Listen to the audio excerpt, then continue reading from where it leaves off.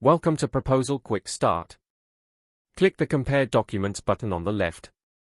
And make sure the document difference is checked. We are going to compare two different versions of the same document. I dragged and dropped the old version into the left document panel. Next, I dragged and dropped the new document version into the right panel. To start the analysis, I will click the Run button. The analysis has completed. Click the Documents Difference button to view the report.